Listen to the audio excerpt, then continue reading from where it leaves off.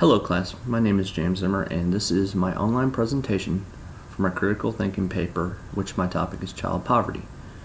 Poverty basically is a lack of fundamental needs that we need to survive, for instance involve food, water, education, and housing.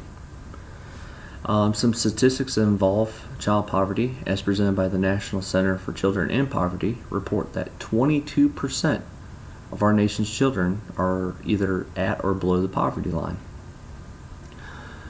Breaking it down demographically, 13% of those children are white, 34% are Hispanic, 14% are Asian, 36% are American Indian, and leading that group is black children at 39%, which is a very harrowing statistic.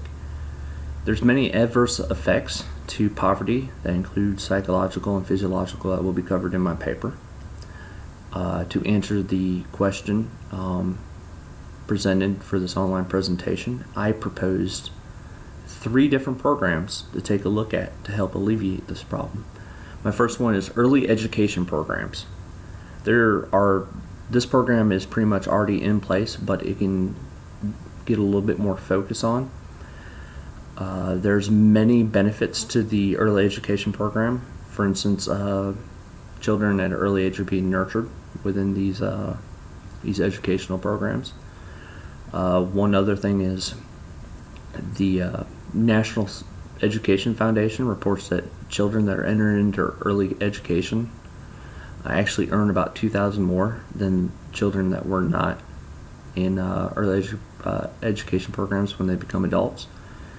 It provides a type of daycare for parents, so if they want to work, they can work, because this involves children at the ages of 3 or 4.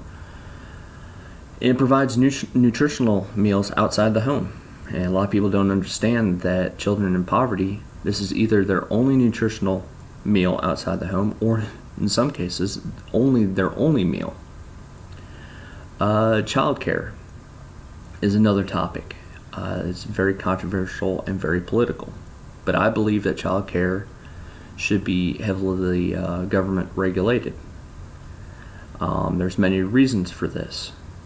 For instance, as far as child care, we fall behind, way behind other countries throughout the world, especially those in Europe. Some of the subsidized healthcare facilities are so substandard that a lot of people that can actually afford child care would never think of sending their children there. So being heavily government regulated would go a long way to help these issues.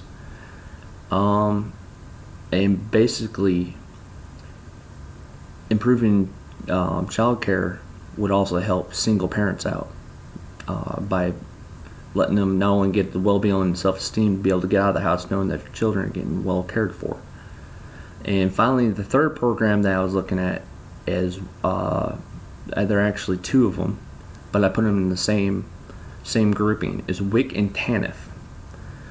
WIC, one thing I see an improvement to WIC would be extending the age for WIC, which currently stops at age 5.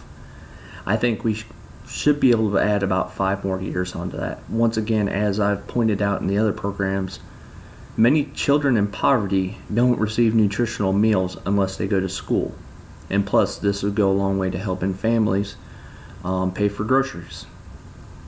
The next thing I was looking at is TANF.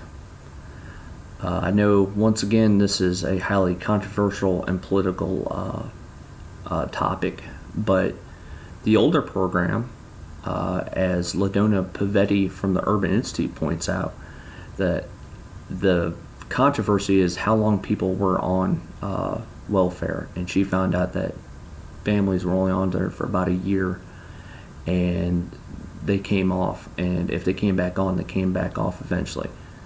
And one of the worries was single mothers, and I think some of these other programs would help out with that. Well, this is my online presentation. A lot of the stuff will be covered in my paper, and I hope you all enjoyed it. Have a nice day. Bye.